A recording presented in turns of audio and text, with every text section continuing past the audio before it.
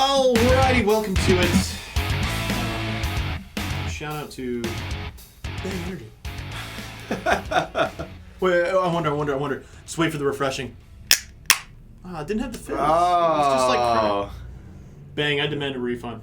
One can out of the batch, yeah. Oh god, Sour Heads. I think you and I agree. That's Sour Heads is the best. I can't. It's like a staple. Yeah, dude. I feel like every other flavor it's trying to match that. Mm-hmm. Yeah. I'll give it to Bang though, man. Their flavor technology is insane. Yeah. It's delicious. Very true on that part. Heavy doses of caffeine. I didn't realize how many they have. They have an enormous amount of flavors. Like, oh yeah. Every time there's always a new one coming out every couple months. Like, so they're doing. They know how to do it, man. They're rocking the market. They know how to do it. You get them addicted to caffeine, and they keep going. Yeah, but it's great. Exactly. Yeah. Pretty to be drinking like pre-workout. I feel like that kind of solves the having to worry about a powder and mixing it yourself. True. They do offer it in a powder form though, right? And they do. That's they have right, powders yeah, now. so They got pretty much all your bases covered. But speaking of Bang Energy, getting hyped, we're talking about getting hyped today. So I feel like I'm a little bit different. I see a bunch of people getting hyped before going for heavy lifts or like doing intense exercise, like either slapping themselves or like taking huge deep whiffs of ammonia and just like kind of like freaking out. I think like Benedict Magnuson, where he snorts some chalk, sleeves up, and then runs up. Yeah. I have found that I have to do the opposite. Otherwise, it throws my self out of whack. And like, it's weird because like I need to get in the mindset, but I think like I'm anxious. And since I'm an anxious person, like I have to remind myself, like, hey, calm down. It's just another rep. Just because it's the heaviest thing I've ever done, don't accredit it any more value. Like, but it also doesn't. It's not saying that your way is incorrect or like. I don't think there's a correct way at that point. That's a very good point to bring up in general because, for example, I personally the same is I can't calm down before going to release a lot of adrenaline. I guess you could say it's for me to focus on that. I may have my calm moment, but it's I guess walking up. I don't have that. It's not glorified, but it is very. I do have a heavier breathing. I have a couple larger, louder, deep breaths that I pick in. I might hit the ammonia sometimes, but it's one of those things I have to remove myself from. My surroundings mentally at that point. Yeah. So it could be a yelling in my head, but I may not yell out loud before I do anything. But then again, I've seen people who, like you said, ripping the sleeves off, man. I've seen people slap their thighs. That seems to be a big one. People are slapping their friends in the face a couple of times. Yeah. It's a bit much, but... It's a bit... Well, that's the thing for me. Like, I wonder... I don't think there's a wrong or right. I've always said, like, whatever it takes to get into the mindset to achieve the lift is... Hey, that's on you. Whatever you need to do that thing. Mm-hmm. I don't know if there's any studies done or if there's any, like, is it better or worse to remain calm or whatever. I do know that it's largely, I think it's referred to as a state of flow. And I forget, I was told once that there was this basketball player, whenever he was in training, he would always touch his watch to give himself a signal, like, hey, it's time to get into a state of focus. Sure. And a lot of like sports psychology research is being devoted to that idea of like how do you get mentally prepared for it. But anywho, he would so every time before he'd get on the field or the court, he'd just tap his wrist whether he had the watch on or not, just to remind himself that hey, get into that focus mode. So I think maybe it's not so much the things that are getting you hyped or getting hyped itself, but it's rather the ritual of. You know what I mean? Yeah, very subjective. At the end of the day, everyone else has their own preference to it, and I guess that's a good point to bring up how he touched the watch, and that was just that cue to like, hey, I've done something physical to get myself exactly. Into He created his own chemical release. Yeah, having to intake that own feedback. It's interesting, and I've always thought about that because, like I said, I've seen people who are very into it's so intense, and I wonder if that level of intensity then turns into wasted energy. Right. Yeah. See, that's exactly. Like, at what point is too much? You know what I mean? Right. Like, so it's. But then again, there's some people who, if you do get them a little bit more hype, they tend to perform better because their level of seriousness, their level of intensity, I guess hits their performance peak, if you want to call it. Yeah. But again, since everyone's different.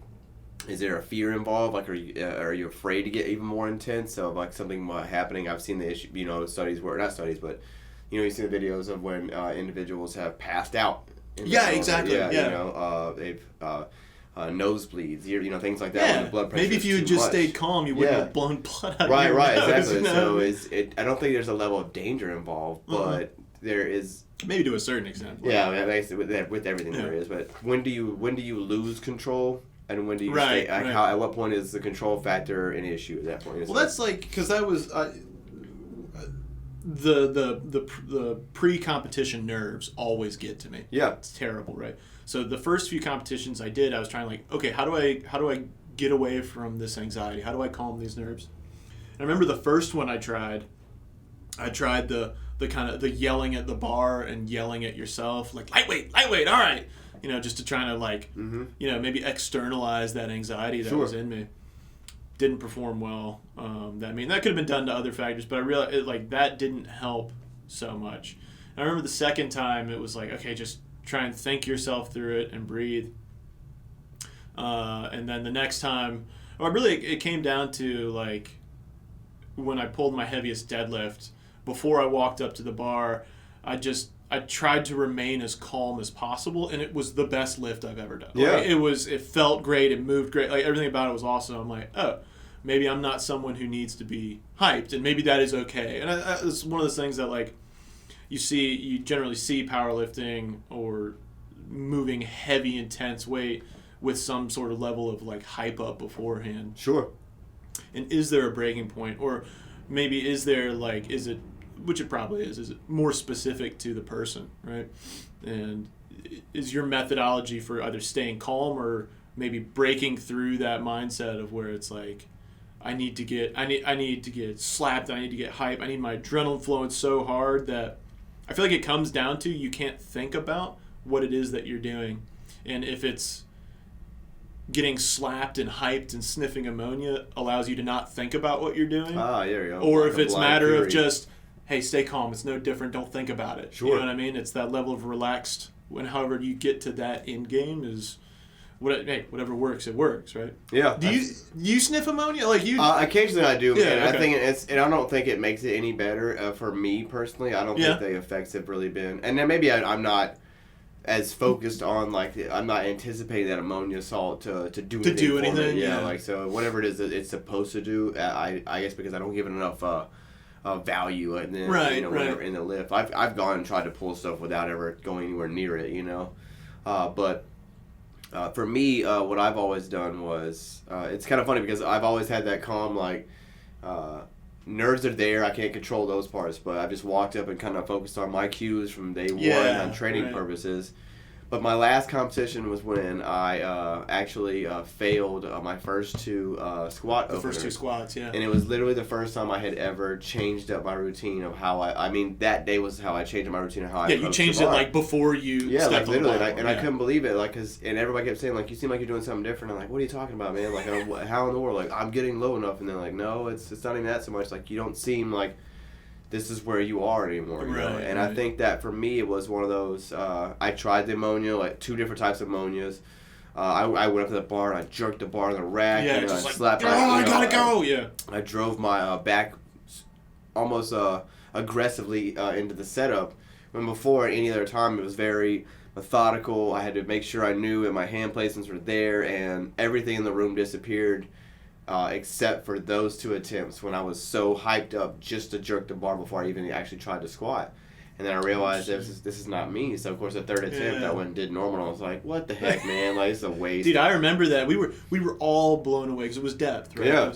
You've never missed depth in training. And we're watching bro, what do you, you just got to sink it. What do you do? Right. And that's interesting. I didn't know you had, changed up a little bit. That was literally the only time I had ever done it. And I went back and I watched the videos and stuff. And, I was up there, I don't know what caused me to just grab the bar and I'm going to get, bigger than this thing. Yeah. But in all of my training, I walked up like, hey man, can you just give me a spot, like as if it's another day, and nothing never really was as intense in that day. And everything else with bench press and deadlift, I did not walk up as if I was going to eradicate everyone. No, I remember I think you got all, after the squat, the 6 lifts remaining. Right? Yeah, you got it was fine. Yeah, so it was just it really amazed me. And so again, when I've done ammonia in here, it's been more for maybe this might do something different, chemically. Yeah, but maybe you're not in the mental state today. Yeah, let me try something to break my mindset. And it's funny because, for example, with pre-workout per se, I don't look for the caffeine rush. I look for the beta-alanine. Get your skin crawling. Yeah, if I don't have that, I feel like nothing's working. So again, with the ammonia, that intensity level that I've seen other people who really take those huge whiffs and your eyes lit up, bloodshot before they even go in there. I think watching that alone is almost a level of intensity for me. Like, man, if I can just get that hype without even touching anything, that's insane. Yeah. But then I always wonder, at what point it doesn't become wasted. Like I said before, like, are you doing it too soon? Are you doing too much? Right. What the level of intensity? Do you only turn that on when you're going for your heaviest lifts? Yeah. Well, that's the thing. Like, if you're training throughout your entire training, if you never get hyped, if you never take that into account, then you like, oh my God, what am I going to do? I got to get hyped for this lift.